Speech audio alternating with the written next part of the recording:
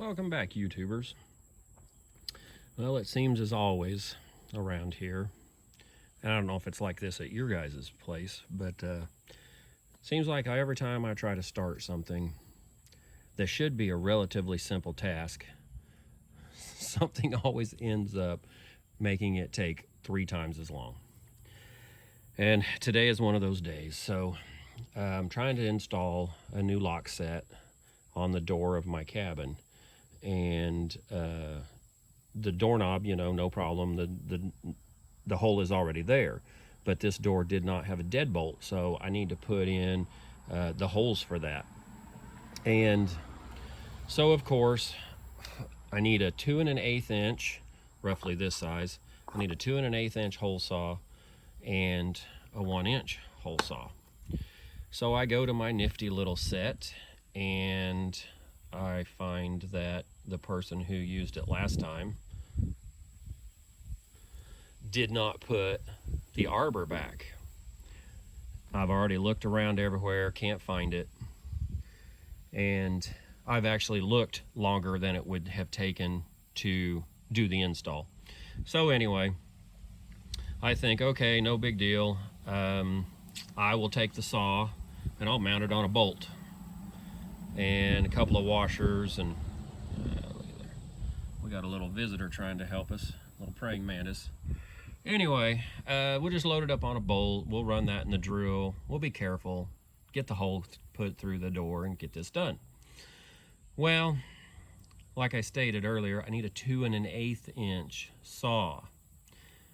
So I grab this and measure it, and this is a 2 inch. Yeah, guess where my 2 1/8 inch saw is? Yeah, somewhere wherever the arbor is for it. So these sets do come with 2 arbors. Problem is, this arbor is way too small for these size dies, or these size cutters. So again, put a bolt on it. But the problem is, it's a 2 inch. I need a 2 1/8 inch hole. How do I cut a 2 1/8 inch hole with a 2 inch cutter? Well, I'm going to show you how. First off, you need a good solid bolt. This happens to be, it's like a set screw with a square head on it, and I already cut that off. So this is a hardened bolt. Use whatever you can find if you have to do this. You need a big washer to go around the back of it to help support it, because obviously you got a big hole in there. This right here is just about perfect. And what this is a leftover washer from a shock absorber. They're good and sturdy, and they have like a cup to them. So for this exact, what do you want to call it, application, this will work perfect, because where this is flared down right here and where this is radiused right here, they will lock together, and you'll get all of your gripping force out here on the edge with this washer. This is just a normal washer to go on the inside.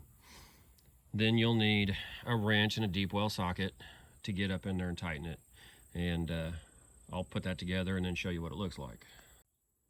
Okay, so I have everything mounted. It's good and tight. You can see how that can be driven by a drill. Now usually you have a drill bit, a pilot drill, that not only starts the hole, but it guides the cutter so it doesn't walk around. We don't have that here. So what we're going to have to do is drill our pilot hole. So you want a drill bit that is just about the same size. And it could be just slightly oversized, but you don't want it too much oversized, because it'll allow your cutter to just waller around. But still, it's 2 inch diameter cutter. How am I going to cut 2 1/8? Well, what I did was, when I bolted it up, I bolted it off center. I don't know if you guys can see that. It's going to wobble as it cuts. And I only need it to wobble a 1/16 of an inch to gain me that 1/8 of an inch total. So let's go over to the door. Let's see how this works. Okay, so as you can see, I've already drilled a pilot hole to guide our improvised cutting apparatus. Need to go forward though.